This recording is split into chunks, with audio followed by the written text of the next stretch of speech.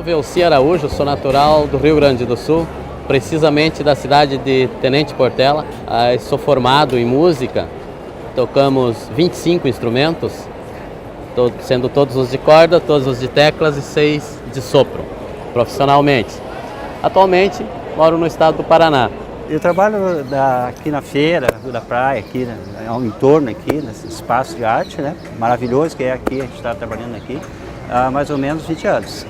Eu trabalhava antes em outra feira que faz parte ali na 7 de setembro, agora aqui próximo ao shopping, aproximadamente 5 anos que eu estou aqui. Mas inserido aqui dentro da praça é praticamente 20 anos. Na realidade eu trabalhei 15 anos dentro do comércio. Fui vendedor, lojista, fui encarregado de setor, gerente e tal. Depois eu mudei, aí eu sempre gostei de trabalhar com artes, mas eu não me dedicava. Às vezes eu estava nas lojas e tal, eu estava fazendo desenho do cara lá e tal, mas eu nunca tive tempo. Aí, uma certa ocasião, saiu uma triagem para a feira aqui, pela SMIC, né? Aí eu participei e passei. Aí, que legal. Aí, quando eu fui inserido naquela feira que tem do lado ali, que é aquela lá agora, né? Que é essa que eu participei mais tempo, e agora estou aqui, né? Então aí eu mudei radical. E aí eu me encontrei, foi fantástico. Aí foi uma mudança assim, imagina, foi muito bom. Alberto Túqueres. E de onde você é, Alberto? Somos do Equador. Há quanto tempo você está aqui no Brasil? 2 anos mais ou menos estamos morando aqui. Vendo o meu trabalho, que eu tenho 11 CDs gravados, e mostrar para as pessoas um instrumento que a maior parte do brasileiro, já digo, conhece só por filmes, televisão, a harpa. E esse instrumento aqui, que é menos conhecido ainda no Brasil, que é a guitarra havaiana. Bom, permitam que me apresente. Sou Pantaleone. Sou doutor em antropomorfia sexual humana aplicada. E venho iluminar as mentes da juventude diante da gigantesca confusão intelecto hormonal dos flertes noturnos.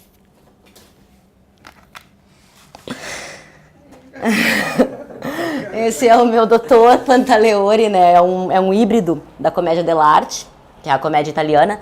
É um híbrido entre o Pantaleone, né, o Pantaleone, e o Dottore, que são 2 personagens da dell'arte, que teoricamente, né, na comédia italiana tradicional, eles fazem parte de distintas caravanas, mas eles são os chefes da caravana, o poderoso, o dono do circo.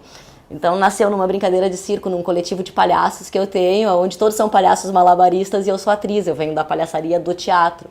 Então, vamos fazer uma diferença, vamos trazer uma linguagem clássica medieval aí de comédia, e nasceu ele, que tem essa coisa de falar sem parar do Dottore, e a arrogância do Pantaleone, né?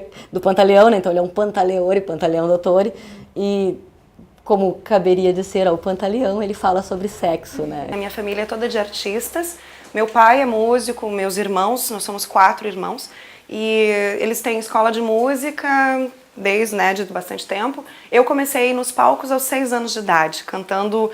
Meu primeiro show, me lembro que foi para numa festa, essas católicas do interior, não tinha palco, então eles me colocaram em cima de uma mesa dessas de bebida, assim, me segurando, porque eu tinha 6 aninhos, e eu cantei para aquela multidão de pessoas, depois cantei em cima de caminhões, e comecei bem cedo mesmo, sempre na estrada. Estudava por correspondência, pra te ter uma ideia. Eu fui fazer umas aulinhas boba de violão quando eu tinha 9 anos de idade lá e comecei a tocar. Depois, com 15 anos, eu fui fazer teclado e aí eu tava de bobeira na vida, assim, sem saber o que fazer e tal. Meu pai queria que eu cursasse Direito e um pouco antes do vestibular para Direito, uns amigos meus, eu tava num show de uma banda que eu gostava muito, nossa, eu era muito fã dos caras, que era a Estação das Brumas, e aí eles tinham um cartazinho lá dizendo que eles estavam precisando de um tecladista. Aí eu toco teclado,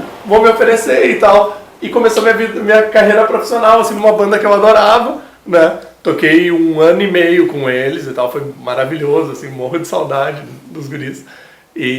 Mas aí eu comecei a tocar com a fada logo depois, né? Meu pai era radialista, tá? Então com 13 anos meu pai morreu, quando eu tinha 13 anos meu pai morreu. Com 14 eu tive que trabalhar. Daí eu fui trabalhar numa rádio em Canoas, e alguém disse assim, olha, tem um grupo de teatro que está precisando de operador de áudio. Esse grupo de teatro era o Bailei na Curva, Júlio Conte, e eu trabalhei com ballet, com 14, com 15 eu comecei a fazer teatro, e isso era 89, e em 91 surgiu o grupo. Então eu estou desde os 14 anos no meio artístico, com 15 anos começou o Fala os Estercos, que é o grupo que eu estou até hoje. Trabalho com arte de rua, palhaçaria em especial, e sou historiadora, professora de história. O teatro surge na minha vida ainda criança, assim, é a minha grande paixão de existência, né? Então eu começo a levar o teatro a sério, vai ser minha profissão quando eu tenho 16 anos. Quando eu já estou mais nas saias de alguma companhia ali, com algum diretor, né? O Zé Adão Barbosa é um pai para mim, assim, na Sinistra Caminhada. Muita gente vai chamar o Zé de Papa, né? E em seguida depois chega a possibilidade de entrar para a Terreira da Tribo, quando ainda era ali na José do Patrocínio. E vem essa ideia de ir para a rua com o grupo, ir para a rua ideologicamente. Nesse intervalo entre estudar com o Zé, um teatro mais clássico, e cair na Terreira da Tribo, eu desenvolvo, através de oficinas que fui fazendo, sempre fiz muitas oficinas, um trabalho solo de mímica, pensando assim, Marcel Marceau era meu ídolo, né? Então uma coisa de máscara, de mímica, é quando eu chego na rua. Isso é 1996, eu tenho 18 anos, quando eu vou fazer um trabalho sozinha na rua. A Bardo e Fada, ela é uma banda que tematiza as relações livres, né? Ou poliamor, todas as outras formas de amar que não seja só monogâmica.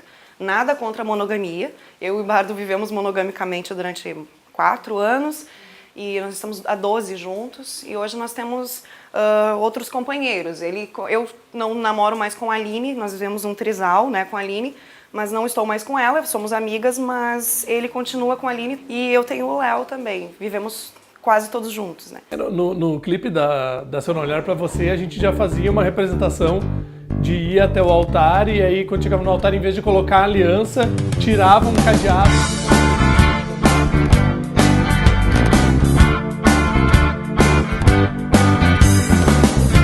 Andando de mãos dadas no centro da cidade,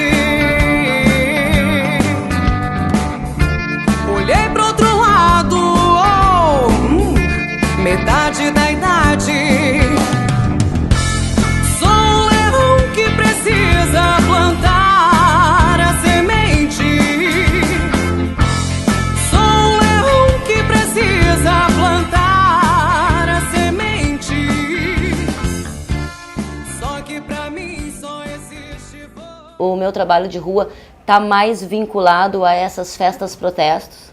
Como eu tenho um trabalho performático, normalmente me vinculo a esses grandes coletivos, Defesa Pública da Alegria, Arruaça, que quando fazem as ocupações dos espaços públicos, eu venho com alguma coisa mais performática e em muitas das ocasiões tenho sido convidada para apresentar esses grandes eventos. Então, fico nessa de microfone. Quando a gente começou, não ganhamos nenhum edital, tá? Não conseguimos edital de ocupação em nenhum teatro, só sobrou a rua para nós. Então a gente foi para a rua. Já foi uma rua que foi polêmica, a gente tinha um espetáculo que chamava PM2, Os Heróis da Candelária, isso em 94, 93, foi o nosso segundo espetáculo, na verdade. E ele era polêmico, que eram policiais que matavam meninos de rua, foi antes da chacina de Vigário, depois a gente ainda colocou PM2, Heróis da Candelária, fizemos na Rocinha, em Vigário, fomos presos várias vezes por causa desse espetáculo, e aí a gente foi ocupando a rua, foi para a Argentina, Buenos Aires, sempre ocupando a rua, e depois veio um outro momento que, outros momentos, um outro momento nosso, que foi ocupar espaços alternativos. Aí a gente ocupou o Hospital Psiquiátrico São Pedro, uma ilha que tem aqui, que é a Ilha da Pólvora, o Castelinho do Alto da Bronze e o Porto, o Cais do Porto, que hoje está sendo demolido. Então, daí hoje a gente ocupa o Hospital Psiquiátrico São Pedro, a gente está lá numa ocupação há 15 anos. Aqui no Brasil, com tanta moralidade, seria um pouco difícil, mas eu não acho que seja algo impossível, não tão difícil assim. Nós temos um público de nicho, né? E tem muita gente saindo do armário, ou deixando de se esconder, vendo que é possível ter outras formas de amar e usando a música da Bardo e Fada para, né, validar isso tudo. Então, temos A Viver a Três, tem Chifres São Coisas da Tua Cabeça, que não é uma música sertaneja, apesar do nome. E são músicas que as pessoas mandam assim, eu tô ouvindo, tem lá no site, né, pro pessoal ouvir, tô ouvindo, isso tem tudo a ver comigo, com a minha vida, escreve algo sobre isso aqui que eu tô vivendo. Algumas pessoas não querem que a gente saiba, que as pessoas saibam quem elas são, então fica no anonimato, e outras pessoas não tem problema nenhum em dizer, pode dizer que essa música foi feita pra mim. 1, 2, 3 e...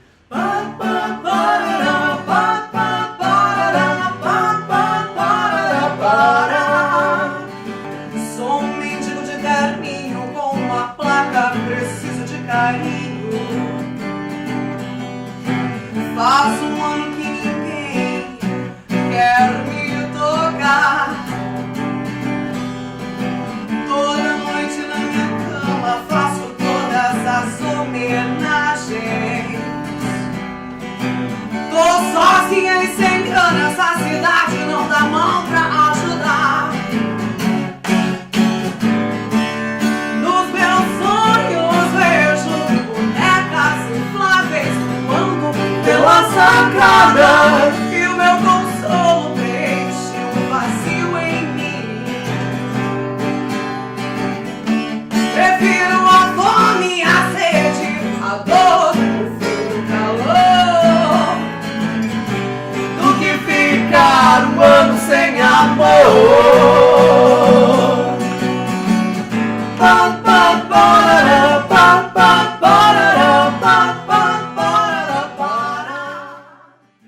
Esse microfone aqui, ó, vai revelar pra todo mundo o que você está pensando. A gente gostaria de passar essa visão de trabalho para elas, né? De fazer um trabalho que tu gosta de fazer. Ali tem quadro que a gente comprou Sabe? aliás, faz o que tu ama, o que tu faz. Então tem um Não, mostra esse quadro que eu vou mostrar. Faz o que tu ama. É, e a Mônica deu uma estilizada nele no cantinho aqui com um lápis, mas ainda tá valendo a mensagem do quadro. A minha música clássica, é uma música que, graças a Deus, é muito bem aceita por todos, né? E como eu sou professor de música, eu oriento sempre meus alunos, cada nota que fazer, faça com a alma, porque daí a música atinge aquele objetivo que precisa ser atingido em diferentes pessoas, com diferentes problemas. Ela atinge e ela alcança o seu objetivo, se o músico fizer com a alma aquilo que está fazendo. Eu basicamente chego aqui 10h30, até estou chegando às 10 horas, 10h30, né? E fico até às 17, 18 horas, né? Então aí dentro do que fico fazendo os trabalhos, encomendas de retrato que eu faço aqui, os retratos, as caricaturas, espaço pessoal que fazer na hora ao vivo, ou por foto, o pessoal deixa muito por foto, né? Que às vezes não tem tempo, o pessoal passa muito rápido. Então a rotina é muito boa, é bem legal. E o interessante disso daí é que nós artistas, eu me sinto assim que o nosso trabalho, eu posso trabalhar o dia inteiro e a noite inteira, porque às vezes eu faço eventos, trabalho à noite, vai, pá, e continuo outro dia. Normalmente eu faço 15 anos, casamento, essas festas, é sábado, aí eu vou pro Brinco, eu trabalho no Brinco da Redenção aos domingos também, tem um espaço lá bem, é legal também. Então às vezes eu saio de lá e vou direto pro Brinco, mas sabe como se não tivesse acontecido nada, porque até cada pessoa que te passa na frente é uma peculiaridade, é um rosto diferente, é um traço, então aquilo ali é fantástico, que tu não cansa, uma coisa assim, ó, que legal, vem outra, aí tu vai de novo. Então é uma coisa assim muito satisfatória para mim, é muito bom. Siempre trabajo, o sea, haciendo arte, ¿no? En las ruas, en las ferias, trabajo en presentaciones también, sí. Que tipo de apresentação? O que tu tá? Más expresamos la cultura de nuestro país, haciendo música en vivo, haciendo danza, bueno, cuando se puede, ¿no? Y también presentamos un poco de artesanato hecho por nosotros mismos, hecho a mano, sí. Bueno, así es nuestra trayectoria de música. No solo hacemos en Brasil, sino también hacemos a nivel internacional. Hemos estado en Europa, hemos estado un poco de Asia también, Australia, sí, o sea, siempre estamos girando, ¿no? Ahora hemos venido para acá, bueno, estamos viviendo 2 años y, bueno, no sabemos cuánto tiempo exactamente nos vamos a quedar acá.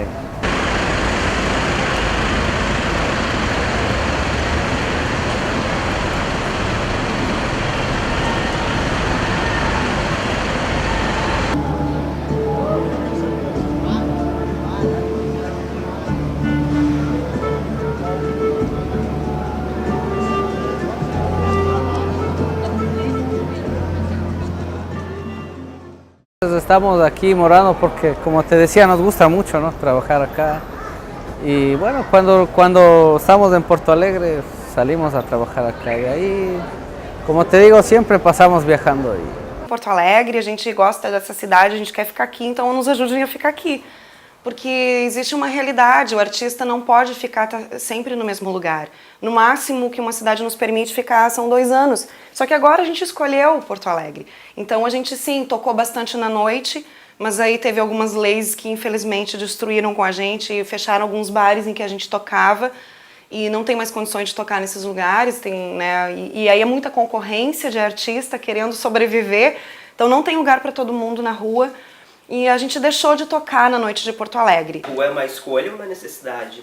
Necessidade. No início foi escolha, porque eu gosto de estar assim, tete a tete com o meu fã, ou com uma pessoa que não sabe que eu existo e não tem como chegar na rede social, não sabe que eu existo. Então ali na rua, primeiro foi uma escolha. Hoje é uma necessidade. A arte tem que estar na rua, onde o povo passa. Então é muito bom, eu amo o meu trabalho. Então a gente fazer aquela sensibilidade que a gente tem do trabalho que a gente faz, passar essa imagem para as pessoas é maravilhoso. Porque tu tá ali no mesmo terreno que o fã, que a pessoa que parou para te ouvir, e então tu tá ali sentindo a energia dele muito de perto. O palco ainda ele dá um bloqueio, né, na pessoa. Não, ali tu tá perto, a pessoa olha para ti, tu olha, eu canto olhando no teu olho. E isso dá um prazer que eu acho que independente de se a gente chegar num nível, porque a gente está trabalhando para isso, chegar num nível muito master, assim, de ir para os palcos, eu não quero abandonar a rua. Eu vi aqui em Porto Alegre mesmo, um senhor, um casal, idosos, chegaram assim, de longe eles vinham lagrimejando os olhos, e aí chegaram, eu estava tocando a música Aloha, que é a saudação havaiana, com a guitarra havaiana. E eles disseram para mim que eles ouviram a umas 3 quadras aquela música e aquela música mexeu muito diferente. Algo muito diferente que eles nunca sentiram dentro deles e eles se sentiram muito bem.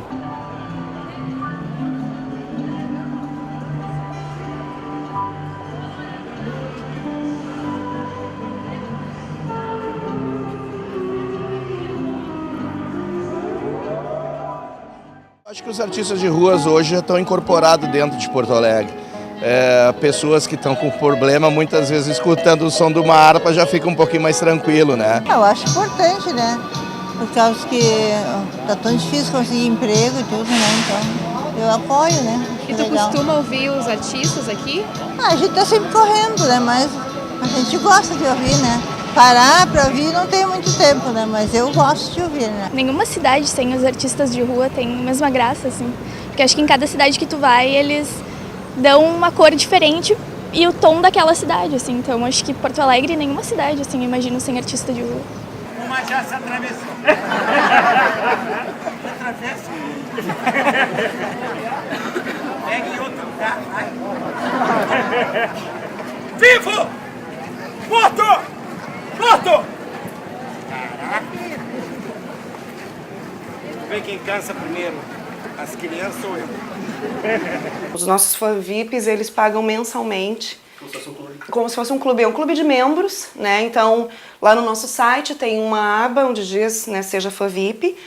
E a pessoa entra lá, faz parte, se cadastra, bem fácil, é R$10 por mês. Então, nós somos bancados pelos nossos fãs. Nossos fãs que pagam nossa água, nossa luz. Vocês vivem totalmente do trabalho de vocês com a música. Exclusivamente da nossa música. O que não é nada fácil mesmo nos dias de hoje, mas é gostoso. Pois é, será que vivemos nós, os proletários, será que vivemos, né? Acho que hoje ninguém sobrevive dignamente no Brasil, a não ser que faça parte dessa fadada elite, né? Cada vez esse 1% tem mais dinheiro e os 99% menos nós dos 99%, que escolhemos a margem, porque o artista escolhe estar à margem da sociedade. Acho que como artistas conseguimos sim, se não pensássemos dessa forma, talvez não conseguíssemos. Sim, meus pais estiveram economicamente sempre muito presentes na minha vida, porque a arte não dá o padrão de vida para o qual minha família desejava que eu vivesse, né? Então, para eu viver num padrão que agrada a eles, eles me ajudam financeiramente até hoje. Eu estou com quase 40, ainda tenho a ajuda dos meus pais para ter esse padrão. Porque quando eu escolhi a rua, eu escolhi também o não ter este padrão, na consciência de que, como 99% da população, não estou na elite. E realmente, quanto mais velha eu fico, talvez o ficar mais velho me dê um pouco mais de sabedoria e com isso eu me torne um pouquinho mais artista, eu não quero estar na elite, eu quero poder desconstruir toda e qualquer elite. Né? Não sou classista, eu sou contra as classes. É mais ou menos isso. Porque a arte, as pessoas às vezes têm ganância das coisas. Eles pensam assim, eu vou trabalhar e perguntam, pô, que legal. Quanto que tu ganha? Eles acham assim, eles pensam primeiro no dinheiro. Na realidade, a gente não deve pensar em dinheiro, a gente deve pensar em fazer um trabalho belíssimo, e trabalhando com energia, com entusiasmo, com força, com vibração. E aí as coisas vêm acontecendo, entendeu? Aí tu vem o retorno, que é desse teu trabalho que tu faz com amor. Eu optei por deixar de ser produtor musical, deixar de ser um maestro lá dentro produzindo para outras pessoas e vir para a rua. Muito satisfatório, tanto na venda do meu material, como aquela pessoa que chega e não tem dinheiro para me comprar um CD, eu acabo doando até o CD para ele, e ele quer ouvir uma música ao vivo com o próprio artista. Eu faço questão de fazer isso aí. A lei do artista de rua de Porto Alegre foi feita em conjunto, porque quando assumiu não a atual gestão, né? Na gestão anterior, quando o governo passa para a mão do Fortunati, surge um fechamento total dos espaços artísticos, é quando nasce o Largo Vivo, quando começa os Defesa Pública da Alegria. O primeiro Defesa Pública da Alegria, que acabou na morte do Tatu, era justamente contra o fechamento dos espaços públicos para arte de rua. Essa era a chamada da festa. Era um ato por isso, Defesa Pública da Alegria. Estamos na rua defendendo o direito à alegria na praça pública. E acabou na morte do Tatu, então virou uma data, né, 4 de outubro, virou uma data de luta, eu acho, na cidade, que é quando se abre a cidade de Porto Alegre está contra a população de Porto Alegre, né? Surge esse princípio de guerra civil. Eu gosto como historiadora de frisar isso, que a gente tem um princípio aí. 80 policiais fortemente armados espancando num gueto, as pessoas não tinham para onde ir. Eu estava lá naquela noite, foi uma crueldade, muita gente muito machucada, eles proibiram os táxis de levar as pessoas para o hospital, eles fecharam o caminho para que as ambulâncias viessem socorrer, tínhamos pessoas de cabeça rachada, deitada no chão, eram cenas de 5, 6, 8 policiais batendo numa única menina, e tem muitos vídeos comprovando isso tudo, né? Então tivemos, depois dessa festa, nos unir, fazer campanhas de conscientização, processar a Brigada Militar, processar a municipalidade, processar o Estado por essas agressões todas. Celebração a favor da arte! Celebração a favor da arte! E da cultura de rua! E da cultura de rua! Em uma manifestação pública! Em uma manifestação pública! Realizada pelos artistas! Realizada pelos artistas! Coletivos! Coletivos! Trabalhadoras! Trabalhadoras! População de rua! População de rua! Ou seja, cidadãos! Ou seja, cidadãos! A derrubada do boneco! A derrubada do boneco! Inflável da Coca-Cola! Inflável da Coca-Cola! Foi consequência! Foi consequência! Da truculenta ação! Da truculenta ação! Da tropa de choque! Da tropa de choque! E da guarda municipal! E da guarda municipal! Ao ato pacífico! Ao ato pacífico! Que busca a defesa! Que busca a defesa! Das manifestações públicas! Das manifestações públicas! Sociais! Sociais! Artísticas! Artísticas! Feiras populares! Feiras populares! Do Largo Grêmio Pérez! Do Largo Grêmio Pérez! A lei surge bem nessa época, começa então um grupo de artistas a se reunir e a elaborar uma lei que contemple e especifique o que é a arte de rua. Porque o artesão viajeiro, né, o maluco de BR, não deixa de ser um artista de rua. E se for proibido de expor, ele não vai poder sobreviver na cidade. Já é uma galera que tem um desapego material gigantesco, né? Eles só querem poder comer e dormir num hotelzinho de pulgas. Que possam, isso ao menos, que a cidade permita. Bem nesses dias em que a lei estava sendo pronta, eu lembro do dia que a gente saiu de uma reunião e encontramos com a SMIC quebrando os azulejos de um menino que vinha da Bahia, que estava indo para o Uruguai, que pinta azulejos com a mão, que eu acho um negócio dificílimo de se fazer, profundidade, luz, sombra, ali sentado no chão da rua. A SMIC chegou quebrando, dizendo que aquilo era camelagem, não era arte, coisa nenhuma, qualquer um fazia aquilo. e quebrando tudo, assim. Eu lembro na ocasião vinha eu e mais 2 colegas atores, fizemos um bafão, gritamos tanto que conseguimos esconder o cara, tirar o cara dali e a Smic não tinha quem prender no final do bafafá. Então, fomos criando essa lei para que contemplasse todo mundo, o músico, o artista de rua, a caravana, o indígena que toca, o indígena estrangeiro, né, tipo o pessoal do Canadá com as flautinhas, que possam estar na rua e ter a rua como casa, né, ter a rua como possibilidade de... Para isso teve que se criar uma lei realmente muito ampla. Porto Alegre passou a ser diferenciada por ter uma lei criada coletivamente por artistas muito ampla, que contemplava todos os artistas. Só que tem um momento da lei que diz, ela é regulamentada por um decreto. Ela tem que ter um decreto para ser regulamentada, as leis funcionam dessa forma.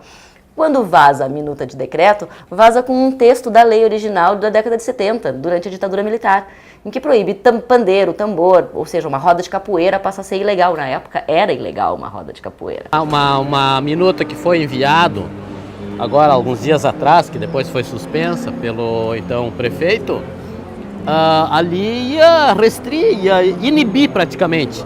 E é uma cultura. Aí até está na Constituição, né? O amparo para o músico, para o artista. O que chamou a atenção foi que eles estavam preocupados com 3 pontos da cidade, né? A Rua da Praia, a Glênio Pérez e o Brick. Não como a cidade como um todo, foi o satélite que levantou e disse, olha, o que a gente decidir aqui, né, seja a gente criar essa regulamentação, vai refletir lá na Restinga. Dos artistas de rua que ocupam a Restinga, dos artistas de rua que ocupam outros espaços da rua, né, a usina, por exemplo, enfim. E achávamos que deveria ser discutida a questão do convívio, espaço de convívio da cidade. Eu adoro uma teoria da conspiração, assim, e dessa vez eu não consegui encontrar nenhuma. Eu não sei quem é que de alguma forma consegue se beneficiar disso. Eu não consigo imaginar quem é que ia se beneficiar de uma coisa dessas, é horrível. Eu nunca vi alguém reclamar de ter música de rua, ou achar ruim, ou gerar violência, ou nada. Tu pegar o comércio, CDL, eles financiam campanhas partidárias de políticos e tal. Então eu acho que tem um pouco desse interesse, sim, também, assim, não podemos ser ingênuos. Temos o ano que vem uma eleição de prefeitura, né? Então tem esses interesses também por trás, além da questão de uma censura com o artista, de me incomodar. Olha aqui, ó, eu pago meus impostos, o que está esse vagabundo aqui tocando essa música que eu não gosto, né? Esse é o pensamento de alguns.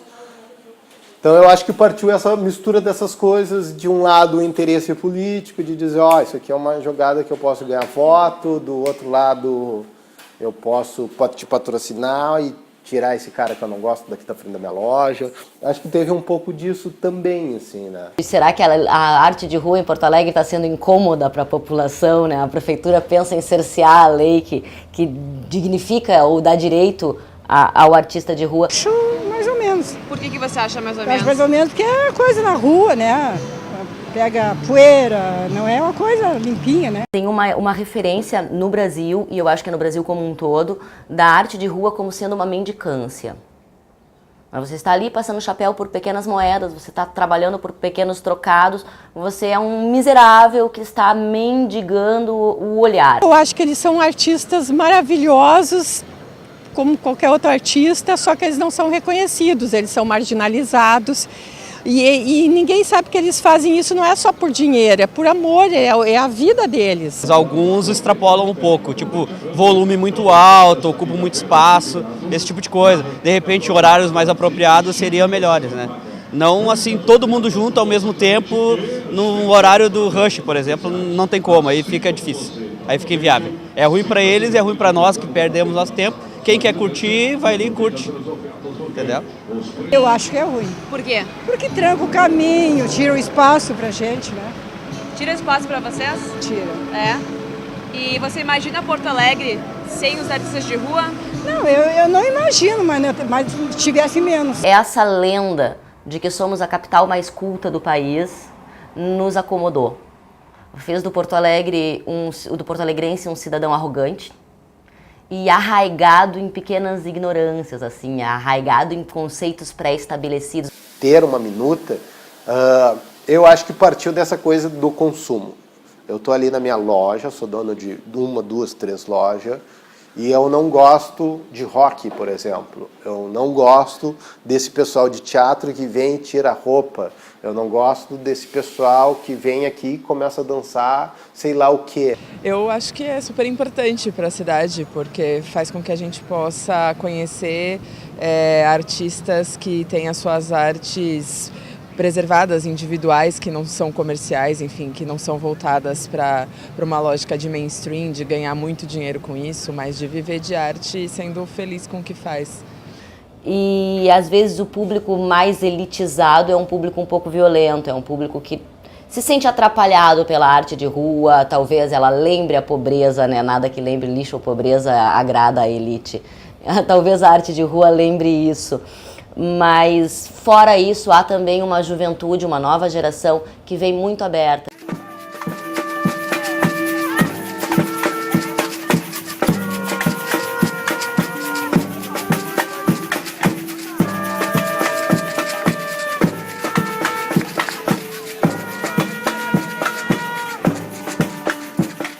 Tipo, a gente teve um caso antes da lei, quando a gente estava discutindo a lei já no Parque Germânia, foi isso, uma gurizada que mora ali na volta, desceu com seu vinho, com seu cigarro, com seu violão e, gurizada, amigo, vamos tocar um violão.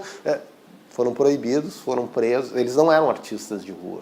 Mas, sei lá, era uma gurizada na sexta-feira de noite querendo, ok, já fiz todo o meu trabalho de faculdade, já fiz o que eu tinha que fazer de trabalho, agora sou segunda-feira com os meus amigos, e aí, não podemos mais conviver na praça, não podemos tomar o chimarrão, tocar um violão.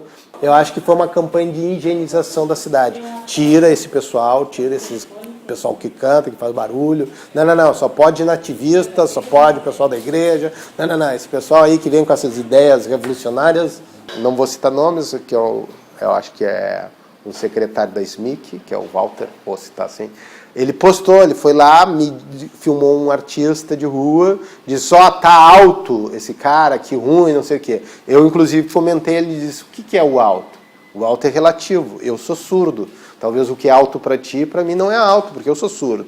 E mais, tem uma lei específica no município que diz o que é alto. Regulamentação sem caixa de som para o artista de rua é impossível. Então que haja uma fiscalização com um medidor de decibéis estipulado até tantos decibéis, sem problema nenhum. E aí eu perguntei, tu conversou com esse artista? Tu sabe o nome desse artista? Tu mediu os decibéis para saber se está alto realmente? Porque a gente sabe o que é alto, porque é matemática. Olha, tem uma lei que diz que para a rua como da Andradas é 70 decibéis. Estava 70, se estava acima estava alto, se estava abaixo estava baixo, né? E ali até aquele post teve uma enxurrada de pessoas que responderam contrário a ele, porque as lojas também que tem essas caixas de som na frente, elas não podem estar estourando. Tivemos problemas com os moços aqueles chilenos, acho que são, que chegaram lá, tascaram. A gente já não leva a caixa de som para não incomodar e canta ali num volume que todo mundo chega. É verdade, tem esses caras que geram a reclamação das pessoas, que são essas pessoas que não têm noção de espaço, assim, para questão de volume, né? A gente já nem toca amplificado, que é para não ter esse problema, assim. Mas tem gente que vai pra rua com amplificador e tal e acaba abusando do volume. Quem quer ouvir chega bem pertinho. E aí dá essa troca de energia que a Fada falou. Não quero ouvir o cara tocando lá na esquina, assim. O que aconteceu com os chilenos? Pois é. A gente se desentendeu com eles porque ninguém tava conseguindo trabalhar. Tava só eles. E não foi só a gente, que na verdade foi assim, vários artistas que estavam no seu metro quadrado ali. Começaram, não conseguiam nem se ouvir, e aí então eu sou meio nervosinha, tá, gente, assim, se ela tá faltando com respeito, eu boto os meus monstros pra fora. Aí eu cheguei lá no pessoal do SMIC e disse, por favor, fala com o rapaz ali. Primeiro eu tentei chegar nele, né, seria possível vocês baixar um pouquinho o som, a gente não tá conseguindo trabalhar ali. No hablo sua língua. Eu falaria assim, imagina, né, vamos lá, tá bom aí pra ti, tá, eu faria isso. Ele olhou pra mim assim, eu tô trabalhando. Te vira? Por que tu não traz uma caixa? Aí eu disse, meu Deus, que falta de respeito, de educação com os outros artistas, né? E nós só temos o domingo, eles fazem só isso todos os dias, né? Na rua, e a gente só tem o domingo. E aí eu tentei de novo e não deu, eu cheguei lá e disse, galera, tira essa galera daí, senão vai dar rolo aqui, eu preciso ganhar dinheiro, eu preciso trabalhar. Então, mas aí depois eles baixaram o volume, aquele pessoal específico não foi mais lá pra Redenção, não sei o que aconteceu, acho que eles levaram multa, alguma coisa do tipo, sabe? Você imaginaria o centro de Porto Alegre sem os artistas de rua? Não imaginaria. Ficaria vazio, sem graça. Não, porque já são tão presentes aqui, né, que é difícil de imaginar essa rua aqui, pelo menos sem eles, né? Não, tu passar aqui na Andradas aqui sem esse barulho não dá. Não tem. Eu acho meio estranho. Eu acho que a gente precisa desses artistas de ruas aí, porque muito na mídia, só em TVs, talvez em lugares que tu não vai ter um acesso a acompanhar eles ali. Assim na rua tu tem um contato próximo, né? Pode até adquirir alguns vendem CDs, coisas assim, direto. E tu contribui, tu ajuda, né? Acho interessante, cara. Muito bom.